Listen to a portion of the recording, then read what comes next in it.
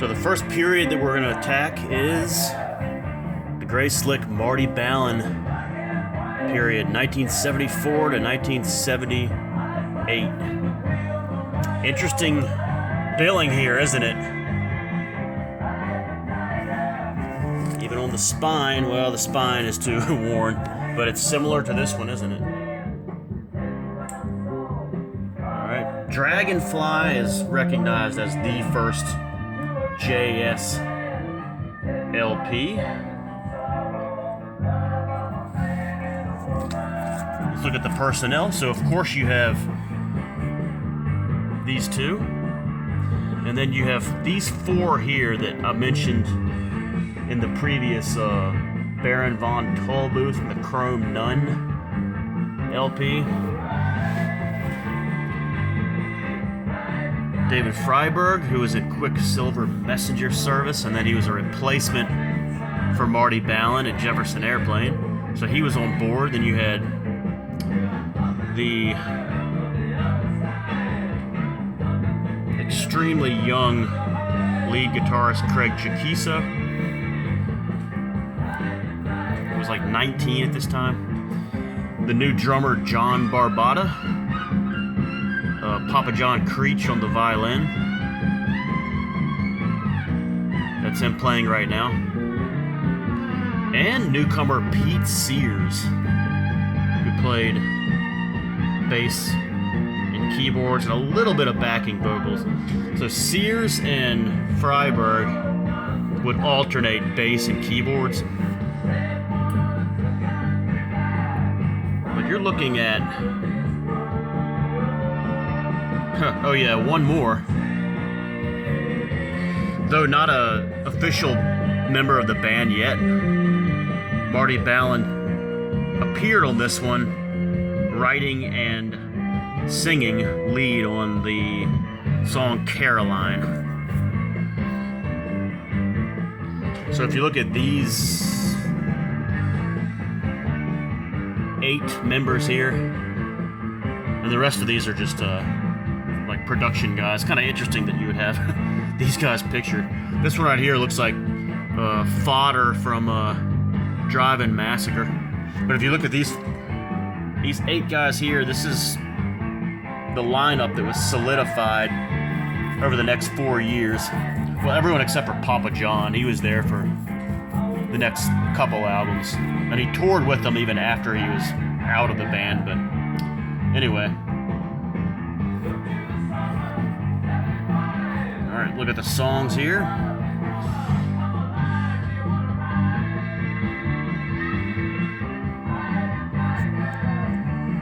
So there were a couple of singles here. One was Ride the Tiger, which was like number 83 on the Billboard. And then Caroline was the next single, which failed to chart.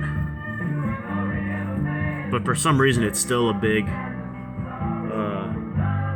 it's still a huge favorite people who like JS. If you listen to the opening of Caroline, it sounds exactly like the opening of the Patrick Swayze hit song She's Like the Wind. I'll play it, see if you can hear it. Alright, so here's She's Like the Wind opening.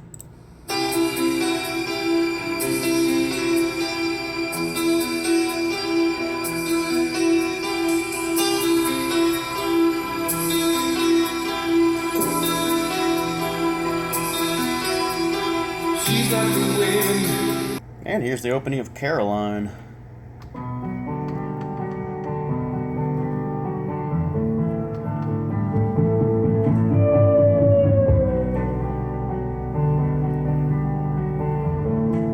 Can you hear it?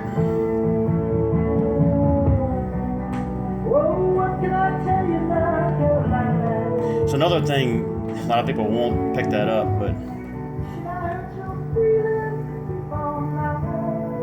another thing that's interesting, on the spine and on the cover of this Dragonfly album, you saw it where it said Paul Kantner, Gray Slick, Jefferson Starship, but the label here says just Jefferson Starship. Okay, so then you had That's For Sure, Be Young You, which was pretty decent. Devil's Den, which is referenced. Devil's Den is wow. Creech gets a writing credit here. Papa John. So Devil's Den is actually referenced in the 1982 classic film Rock. It's Your Decision in the final scene.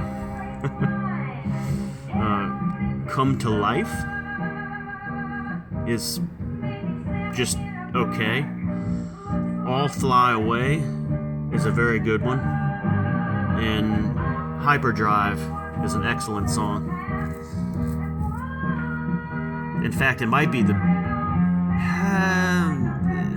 top 5 all-time JS songs.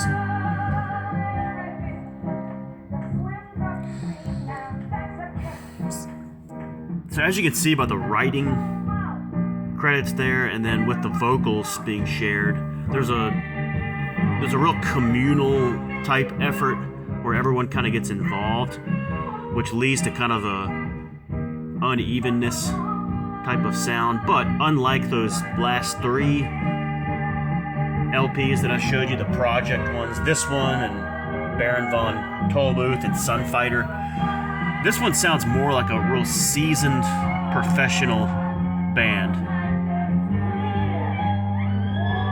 And there definitely were mostly veterans in this band, besides Jaquiso.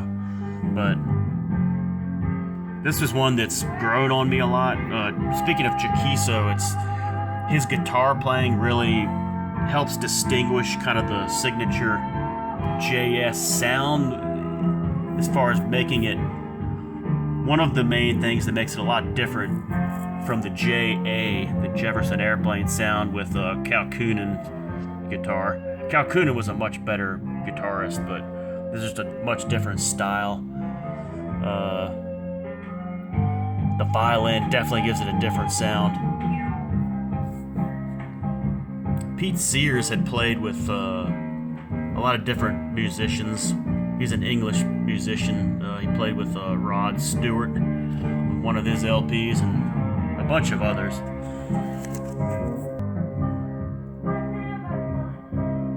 Rod Stewart's Smiler LP. There's Rod right there. There's Ronnie Wood, and there's Pete Sears. So this one has grown on me, this LP. I've never loved it, and I still don't love it, but it's a good listen all the way through. I think having the ending All Fly Away and especially Hyperdrive, it's one of those things that's kind of like seeing a subpar movie, but the ending scene is excellent. And it kind of obscures your overall analysis of the movie. You leave like, wow, that was great, because of that recent, whatever you call it. That's usually how you feel after listening to the whole album, Dragonfly. Like, you get done with Hyperdrive, you're like, dang, that was incredible. Bolts knows what I'm talking about.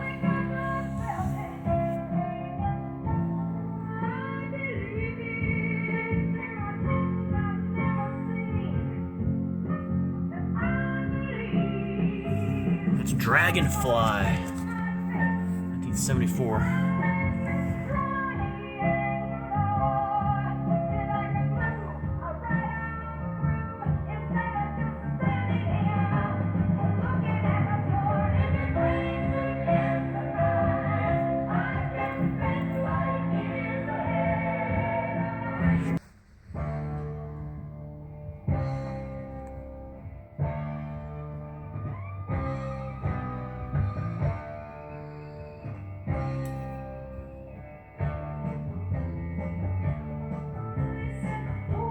So Dragonfly went to gold, actually went to number 11 on the US charts. The follow-up, Red Octopus, went double platinum and went to number 1 on the charts.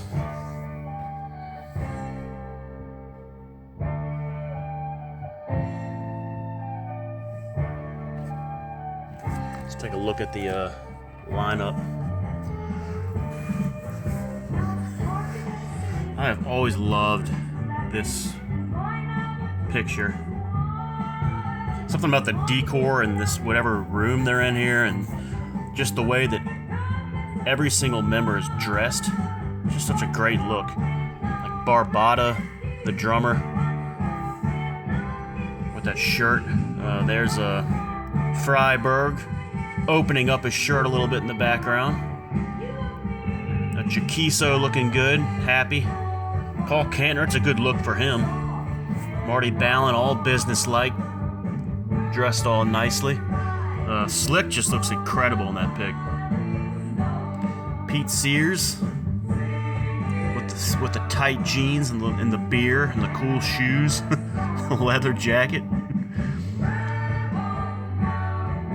The flannel for Papa John with is that tennis shoes? Wow. Great picture. This is the exact same personnel lineup as Dragonfly. The one exception is Marty Balin is back as an official member. And boy, he was back in a big way. This is Fast Buck Freddy you're listening to. Slick on vocals, of course. And then you had the top 10 smash hit Miracles. One of Marty Balin's greatest contributions, and might be the #1 JS song of all time. I think Bolts and I both agree on that. Get Fiddler, which is kind of a Papa John showcase, and then I don't know how to say this. Al Gary Masu, what language is that? There Is Love, a very good Slick-led song. Sweeter Than Honey is one of the hardest rocker songs that they had put out to this point. Marty Balin really showing a different kind of range in his vocals. Play on Love. Yeah, Play on Love was it was a single. It only reached like top 50 on the charts. Tumblin', another ballad, solid ballad by Balin. I Want to See Another World is a weak spot. If there's a weak spot, it's I Want to See Another World. It's got some kind of lame lyrics on there. Sandalphon is a Sears instrumental. Sounds like something that would be on like a Procol Harum album. And then the closer, There Will Be Love, was a Kantner vocal song, and it's a good closer. I do like it. So arguably the best JS album of all time. I mean, it's debatable. Again, another one of those similar to Dragonfly because of that whole unified effort, sharing a lot of the songs, like the writing, the vocals, etc. You even have a lot of non-band members with writing credits, just like the last one. So Slick really shines on this album. Obviously, Fast Buck Freddy and Play on Love, especially, she's great on the vocals, but I don't think Miracles would be as great a song as it was without her incredible backing vocals on that one. If you listen to that and focus on her singing in that, you're like, yeah, that really just gave that song an extra, like, wow, Red Octopus, 1975. And there will be a couple more in the Balin Slick era. We'll get to those in the next video.